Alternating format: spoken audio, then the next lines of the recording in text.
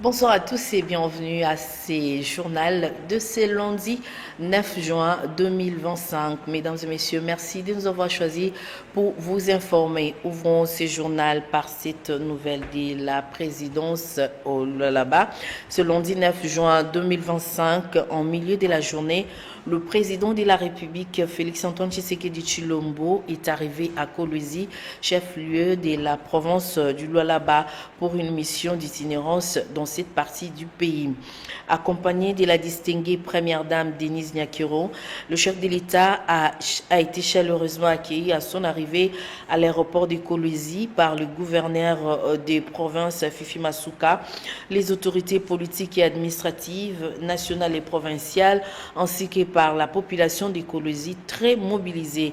Le couple présidentiel a bénéficié d'un bain de foule à son arrivée.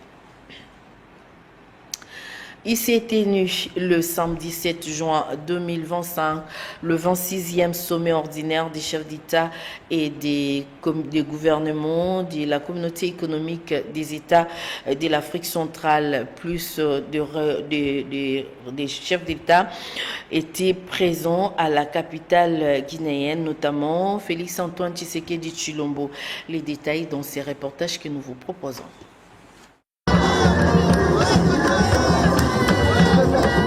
Malabo, capitale équato-guinéenne, a accueilli ce samedi 7 juin 2025 le 26e sommet ordinaire des chefs d'État et de gouvernement de la communauté économique des États de l'Afrique centrale, avec une dizaine de chefs d'État qui ont fait le déplacement à la capitale équato-guinéenne. Parmi eux, Félix-Antoine Tshisekedi Tshilombo, président de la République démocratique du Congo, arrivé en début de matinée à Malabo. À sa descente d'avion, le chef de l'État congolais a été accueilli par le Premier ministre équato-guinéen, suivi d'un comité restreint des officiels congolais composé du haut représentant du chef de l'État, du ministre de la coopération régionale, de la vice-ministre aux Affaires étrangères, de la conseillère principale du chef de l'État en charge de la diplomatie, ainsi que de l'ambassadrice congolaise en poste à Malabo. Malgré l'averse qui a arrosé la capitale guinéenne ce samedi matin, la communauté congolaise de Malabo était également présente à l'aéroport pour un moment de communion avec le président de la République.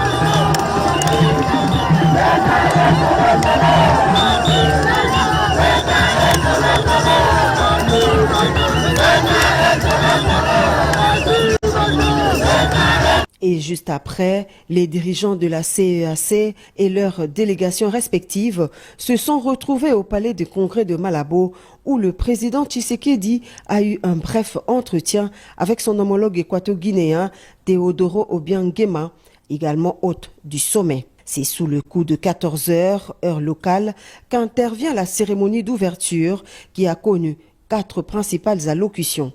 D'abord, le secrétaire général en Afrique centrale et chef de bureau régional des Nations Unies pour l'Afrique centrale, suivi du président de la Commission de l'Union africaine, puis celle du président de la Commission de la CEEAC, Obiang Nguema Mbasogo, président de la Guinée équatoriale, également président en exercice de la CEEAC.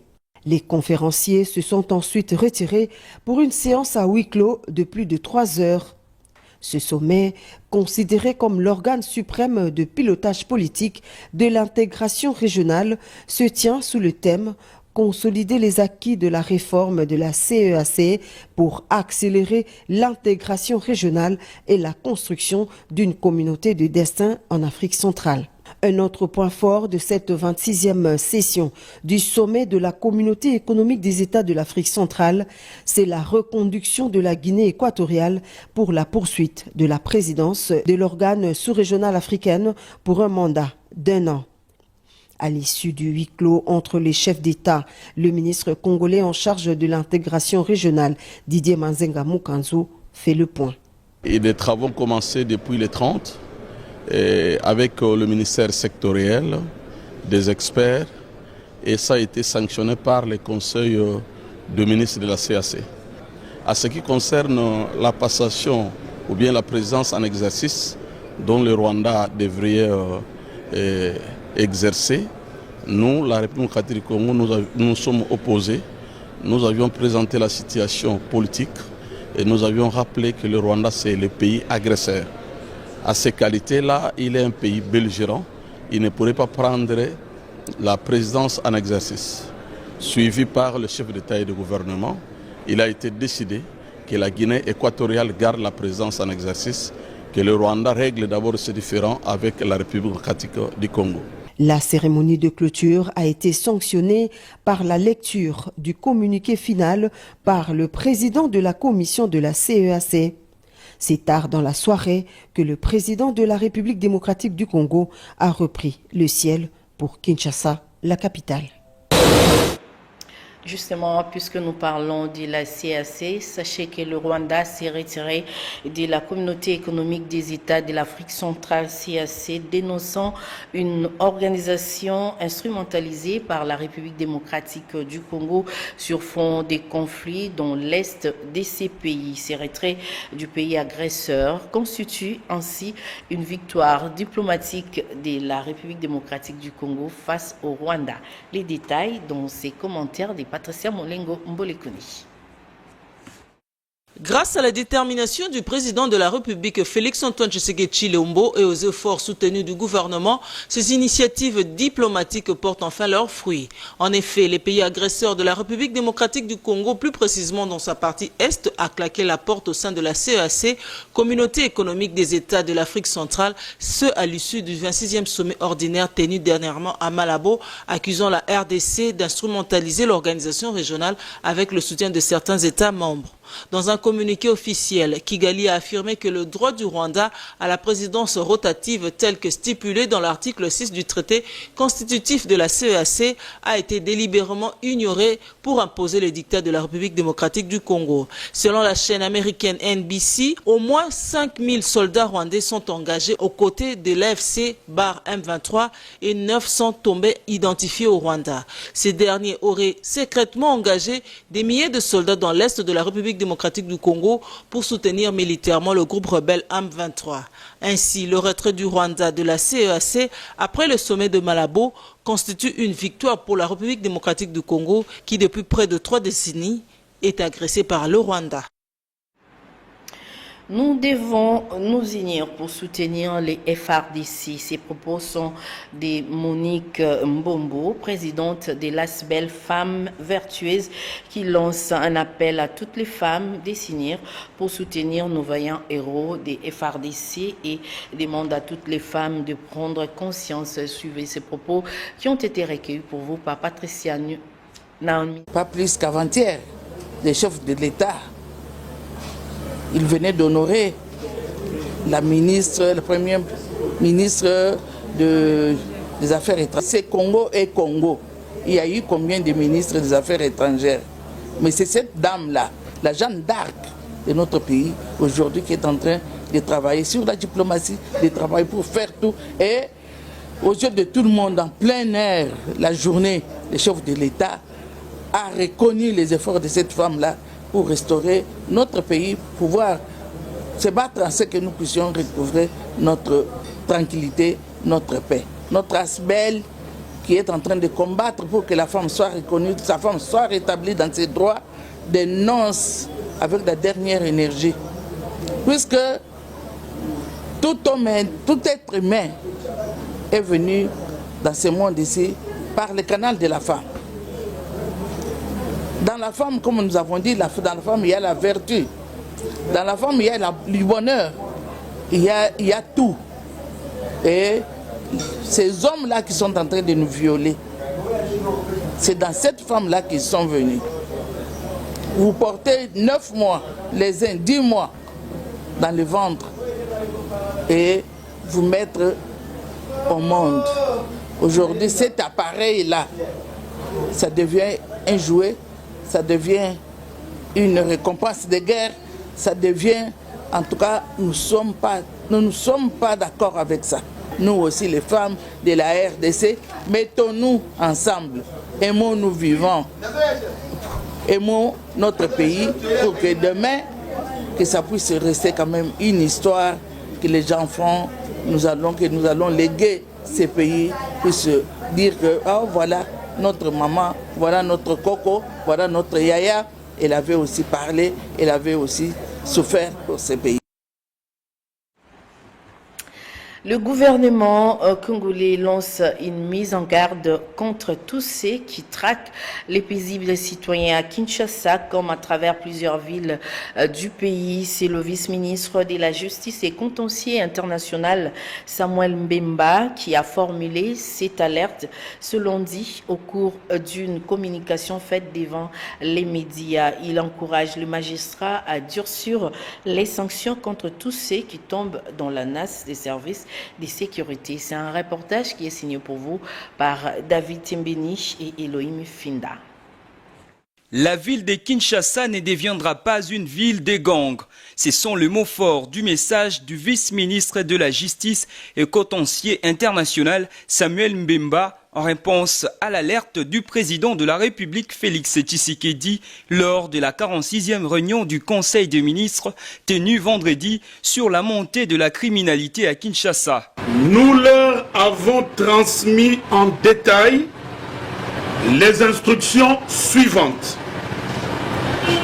Durcissement de poursuites, car la force doit demeurer à la loi. Organisation des audiences foraines et publiques. Transfèrement des condamnés dans les prisons en dehors de la ville-province de Kinshasa. C'est-à-dire que les magistrats vont faire leur travail en toute indépendance et le ministère de la Justice fera aussi le sien. C'est l'occasion pour nous d'appeler chaque citoyen de la ville de Kinshasa à la vigilance accrue et à dénoncer tout mouvement suspect au sous-commissariat, au commissariat ou au parquet les plus proches. À ceux qui s'adonnent à ces actes de grande criminalité, nous leur demandons de cesser immédiatement et de se souvenir qu'ils sont pères de famille, époux ou épouses, ou tout simplement ils ont des familles qui voudraient les voir en liberté.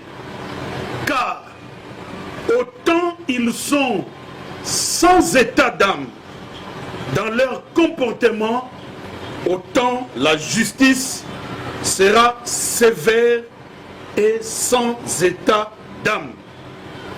La ville-province de Kinshasa ne deviendra pas une ville de gangs. Ces mesures affirment la volonté du gouvernement à protéger sa population. Ces derniers jours, Kinshasa se vit être en proie de vols à main armée.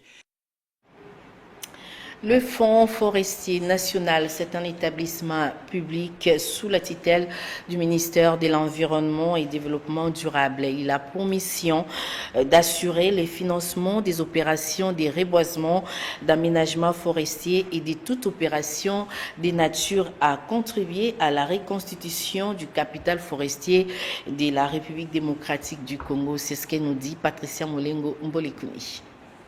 Le Fonds forestier national a été institué par l'article 81 du Code forestier et créé en 2009 conformément à la déclaration de Yaoundé du 17 mars 1999 de chefs d'État de 10 États membres de la COMIFAC par l'adoption du plan de convergence de la sous-région de l'Afrique centrale, lesquels recommandent en son 9e axe stratégique le développement de mécanismes de financement interne et externe à travers le Fonds forestier nationaux. Cet établissement public à caractère technique et financier est doté d'une personnalité juridique et d'une autonomie de gestion administrative et financière consacrée par le décret numéro 09/24 du 21 mai 2009 portant création, organisation et fonctionnement d'un établissement public dénommé Fonds forestier national. Et FFN a pour mission d'assurer le financement des opérations de reboisement, d'aménagement forestier et de toute opération de nature à contribuer à la reconstruction du capital forestier de la République démocratique du Congo, ainsi que les missions de contrôle des suivis de la réalisation de sous-dites opérations. Toutes ces missions sont menées à bien actuellement par une grande équipe d'experts bien outillés sous le leadership du directeur général Hassani Hassanongala. Il faut noter que le gouvernement congolais, à travers un travail de titan du Fonds forestier national, a réussi à planter près de 90% de son objectif, un effort ciblant la résilience climatique, la lutte contre la pauvreté et la protection de la biodiversité.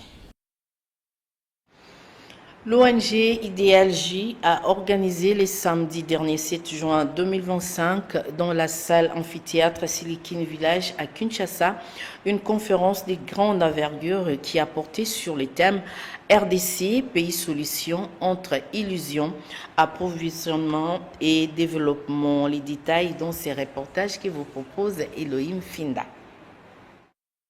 Axé sur le thème RDC Pays Solutions entre illusion, appauvrissement et développement, cette conférence a servi des cadres idéaux pour réfléchir sur la transition énergétique ainsi que la gestion des ressources naturelles que possèdent les pays. Ces ressources naturelles qui peuvent être utilisées comme outils diplomatiques selon Jean-Claude Katinde, président de l'ASADO, l'un des panélistes. Les minéraux de transition de la République démocratique du Congo peuvent être utilisés comme un outil diplomatique pour permettre à ce que la vente de nos minéraux soit mise dans une pratique de gagnant-gagnant.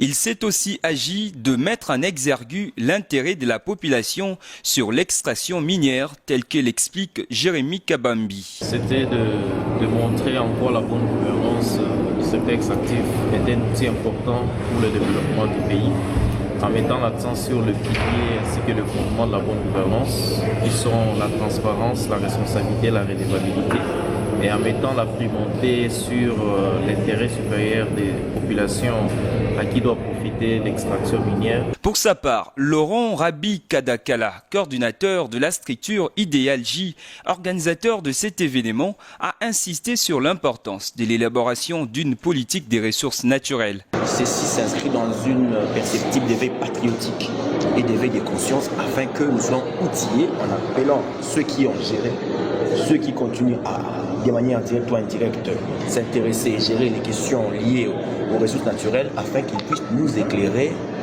Et nous, à notre tour, nous aurons cette possibilité de faire pression à qui de droit, notamment le gouvernant.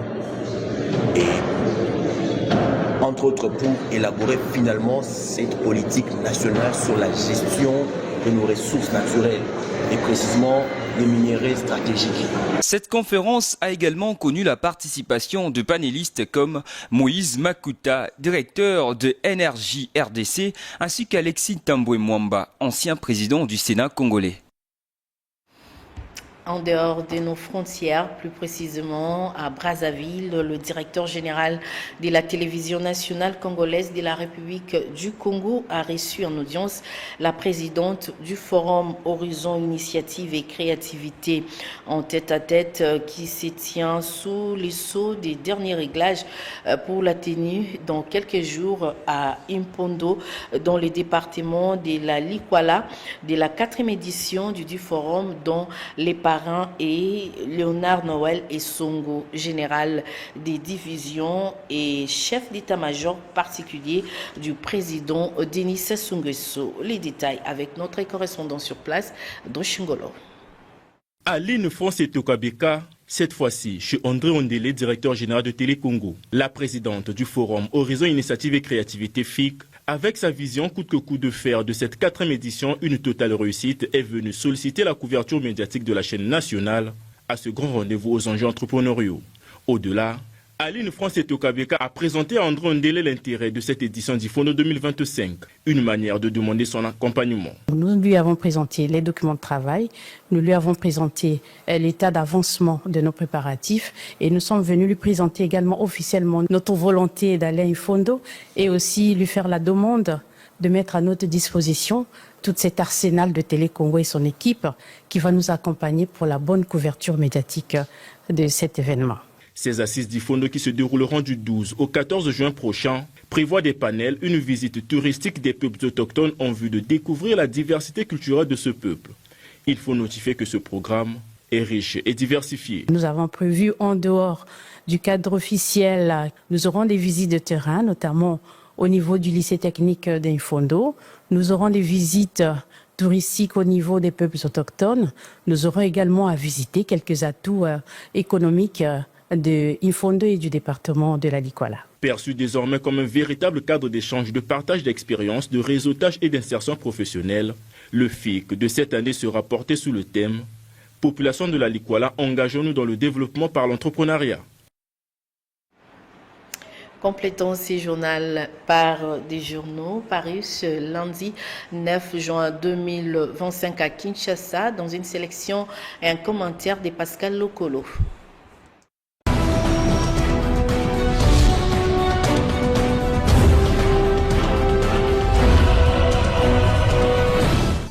Président s'est refusé suite à son agression sur les territoires congolais. CAC, Kinshasa félicite et exige des sanctions plus sévères contre les Rwandais, titré La prospérité.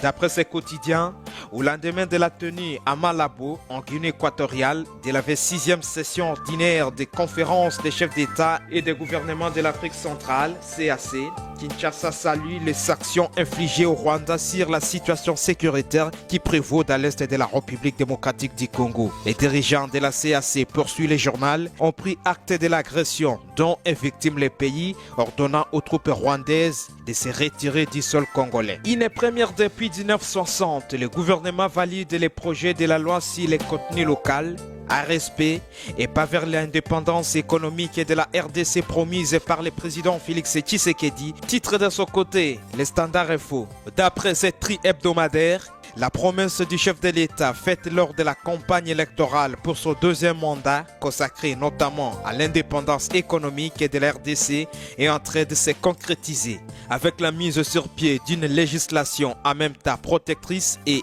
incitative des investissements étrangers et promotrice des entrepreneurs locaux. En effet, poursuit le journal, la grande commission interinstitutionnelle composée des experts venus de la présidence, du gouvernement, de la RSP et de la FEC et d'autres acteurs du secteur privé a bénéficié des apports significatifs et des experts internationaux mobilisés par la RSP avec son directeur général Miguel Kachala-Katembe, sous la coordination du ministre de l'Industrie, Petites et Moyennes Entreprises dirigé par Louis Watumi Kabamba. Autre sujet à présent, Lualaba Cloésie dans la fièvre de la 12e conférence des gouverneurs, renseigne Congo Nouveau. D'après ce quotidien, la ville de Cloésie, chef-lieu de la province du Lualaba, est en effervescence depuis quelques jours. Des délégations venues des 4 coins du pays atterrissent presque chaque jour dans la capitale mondiale du Cobalt. Poursuit le journal, l'unique province du pays dirigée par une femme gouverneur, Fifi Masuka Seni, va accueillir la 12e conférence des gouverneurs de province. Cette réunion annuelle convoquée par ordonnance présidentielle est placée sous le thème de la santé comme facteur de cohésion sociale et de développement durable des provinces.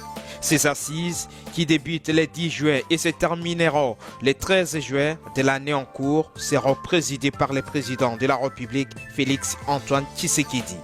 Séparons-nous avec cette page noire avec les phares. mort tragique des cadres de l'UDPS, Kabouya et Bizimbu se rejettent la balle, titre le journal. D'après ce quotidien, Kabasele Wapanga, cadre de longue date de l'Union pour la démocratie et le progrès social et ancien président de la Fédération des États-Unis, a connu une mort tragique le jeudi 6 juin 2025 à la suite d'un affrontement entre partisans du secrétaire général en fonction Auguste Kabouya et ceux de l'homme qui s'est fait passer pour son successeur. Nous avons cité Deyeon Bizimbu, ayant sans doute pris la mesure de la gravité de la situation. Les deux camps se rejettent la responsabilité de ces meurtres. Selon la version de Pro Bizimbu, Kabasele Wapanga aurait été victime d'une agression de la part des combattants pro Kabouya au niveau de la 9e rue au quartier industriel dans la commune de Limete, non loin du siège du parti situé sur la 11e rue. Ce serait un règlement de compte lié à son activisme politique.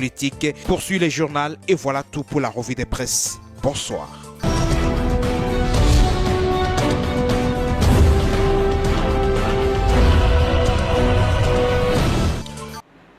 C'est par ici que prend fin ce journal. Au nom d'Angèle Dakisekou, chef d'édition, je vous dis merci de l'avoir suivi. Le prochain rendez-vous pour information demain, 7, 10, 12 heures, Kanda Life, Dieu merci Mpoy sera là pour vous informer. Et à 16 heures, Patricia Moigny sera là pour le compte du journal à Lingala. Quant à moi, je vous retrouve à 19 heures pour la grande édition du journal télévisé. D'ici là, portez-vous bien et surtout que la paix du Christ soit dans vos familles. Merci et au revoir.